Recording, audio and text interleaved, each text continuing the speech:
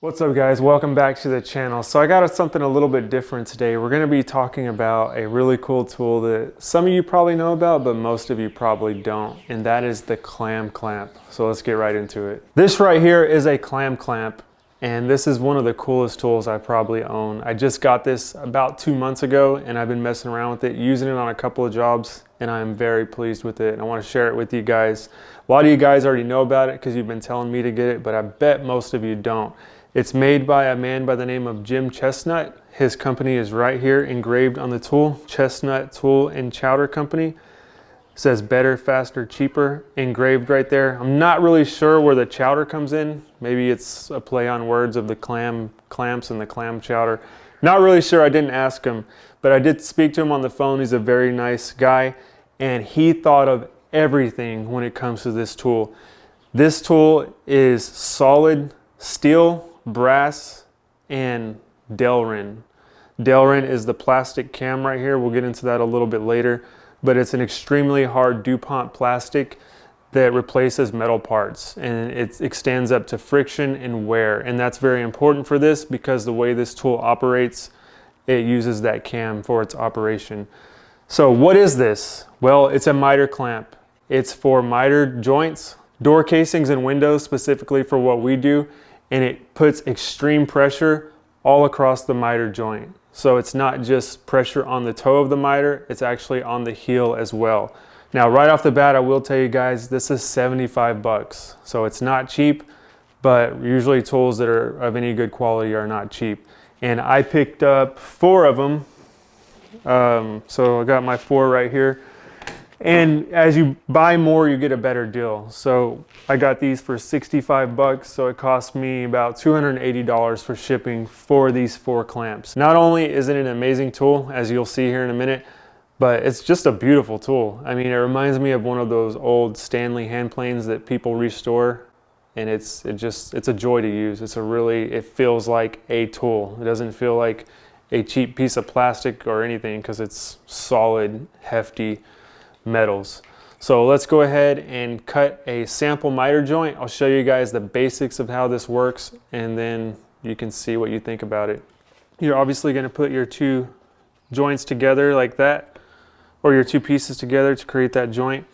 And then if you look at this tool, you see those machined edges on the end of those pins right there is what they're called. They're angled towards the inside of the clamp. And when you turn this handle, you see that one come out and it slides into its in a detent. What that does, it puts extreme pressure all along this joint right here by squeezing the wood together. Now what that's going to leave behind is small little holes on either side of this joint on the piece of these casings, but you can just fill those in. And the guy who made this tool was saying that if you're worried about those, like if you're doing a stain grade job or something, you can take out 2 of these pins, and then there's actually a place to store them on board the tool right here so you don't lose them or damage them. And I'll show you guys that here in a little bit. But that way, if you're doing stain grade, you only have 2 holes to fill. To use this tool, you must have at least 2 of these pins in on each side of this clamp for it to work properly. So whether you take out, these 2 or these 2 or whatever you find that works better for you, that's what you have to have, 2 of those pins on each side. So a total of 4. So you're just going to put your joint together, and obviously we would put glue and everything, but we're not going to do that for this example. And then make sure it's good to go. Check the face of your miter, and then you turn the tool, the cam, and you can actually hear it digging. And there you go. That's extremely solid on there. And we'll put glue on this here in a minute, and you'll see a lot of squeeze out down here, which you wouldn't typically see on other clamps. We got these spring clamps right here, and these are really good for applying pressure to the toe of the miter, but there's really no way you can get them to the heel of the miter. So, you're not going to get these on there. Also, what you could do, what we've done a lot in the past too, is just drive a finish nail, or actually a brad nail, from here into this piece going that way, and then one from here into this piece going that way.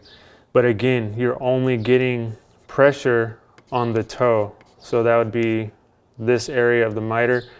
You don't get any pressure on the heel. This is the only tool that I've seen that gets you an extreme pressure all across the joint, across the whole miter.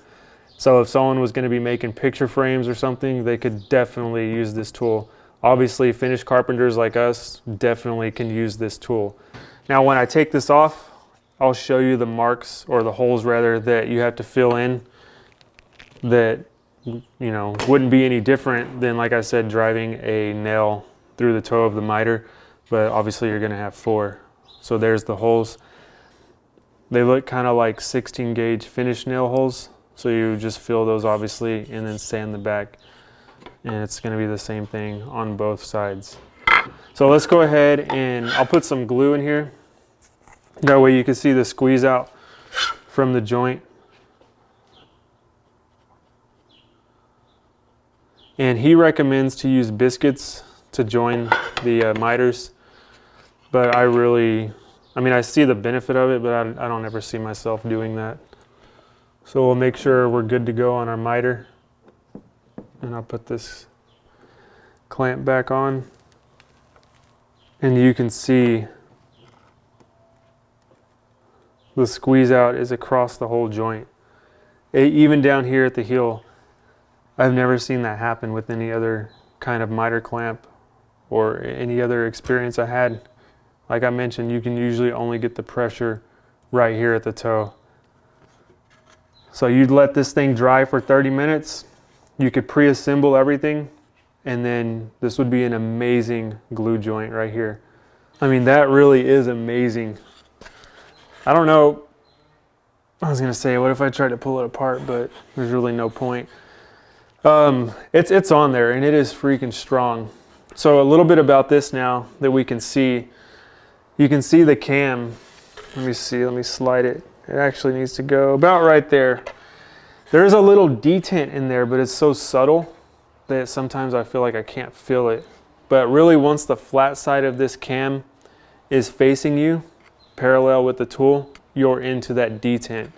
And you can see that spring right there. That spring is what pulls the pressure on it and allows that cam to stay in that detent.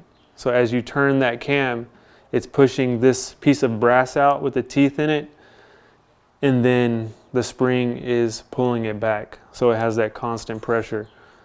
So it's really got a ton of pressure. And these pins down here at the ends are, I assume, the ones putting pressure down here on the heel of the miter. So there you have it. Now you can see a basic idea and use for this tool, how it works and everything. So really great for miter joints. And I'll show you guys how you can actually take off the pins if you wanted to customize it where you didn't have that many holes to fill, like on stained grade jobs. It has a little Allen key right here. And you'll notice as I unscrew this, the pin comes out because the screw is actually the pin. You'll see here in a second when I get this out that it's just a screw that is machined on the end to a very fine point. You can see right there, it's got that fine chiseled tip on it, and that's what's actually digging into the casing and pulling the two casings together to create the really strong joint. So now that we have our pin out, we definitely don't want to lose this thing, and it does have a place to store it on board like I was mentioning earlier. It's just right here on the face of the clamp, and I can just snug this thing down. And this guy really thought of everything, because when you put it in there, it's stored and protected, but it doesn't come out through the bottom, so it can't cut you or, you know, scrape something up. Like I mentioned, you need 2 pins on each side of this for this to operate properly and get that pressure. But if you take this pin off right here like we did, this pin has to go back in that spot. These are not interchangeable. I can't take this pin and put it down here at the bottom because he specifically made this pin for that, that threaded portion of brass right there where it goes. So now that I have this pin out and have it stored right there, the next one I take out from here, I'd store it right here, and I would just know that this one that's further out matches this one that's further out, and the one that's closer to the toe of the miter would match the threaded storage that's closer to that as well. So just something to keep in mind that's very important, because if you did try to thread it in, you'd be like, what, this thing isn't lined up. And they all have to be angled in that same position. So pretty cool. This guy really thought of everything. And his instructions are funny too. I'm gonna read you some of his instructions, but I'm gonna go ahead and thread that back in. And you'll notice as the pin comes up, when it stops at the angled position that it needs to be. So it's snug there and it's angled back just like the rest of these pins. So hopefully the camera's picking that up, but that's why they need to go back into their same threaded hole in the brass that they came from. Now, another thing I really like about the guy that made this tool is he has a sense of humor. Listen to this. This is the instruction booklet that comes with the clamps when you order them. It says, Clam clamps eliminate the need for experienced men on door and window casing, freeing them up for more demanding jobs. They promote teamwork and pride in one's work, especially among those normally relegated to closet interiors. Which, that's funny, because the first time I was ever allowed to install crown, they let me do it in a closet and it looked horrible. So I can relate to that. That's pretty funny. But they took it out, so we didn't leave it like that. The company I worked for, they were like, we're gonna have to take that out. So another thing he says is, clean the excess glue with water, preferably hot, and your wife's toothbrush, and make any necessary adjustments to the face alignment of the wood, that is. In case of accidental swallowing, do not induce vomiting. Remain calm. Take slow, deep breaths through the nostrils. Gently pat the top of the head with the right hand while massaging the stomach with the left hand in a counterclockwise motion. This guy is hilarious. I wish he would make a YouTube channel. That would be awesome. And speaking of which, go to his website and check out his mobile shop photos, because it is the craziest mobile shop I have ever seen. It is a legitimate rolling wood shop, not battery powered tools. I mean, this is some heavy duty stuff. I don't know if he's still operating it or whatever. The pictures look old, but I'll link that in the description as well. So there you have it, guys. That's the miter clam clamps from Chestnut Tool. I'll make sure to link everything in the description if you guys want to go check them out for yourself, maybe grab a few. But I really like them and I highly recommend them. And again, this is not a sponsor or affiliate of mine at all. I'm just sharing with you guys an awesome tool that was shared with me. So I'll see you guys on the next video. Take care.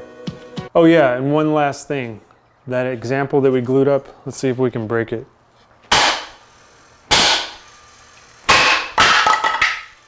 That's pretty strong. And Titebond recommends 24 hours. So that was pretty good for about an hour of dry time. Awesome. See you guys next time.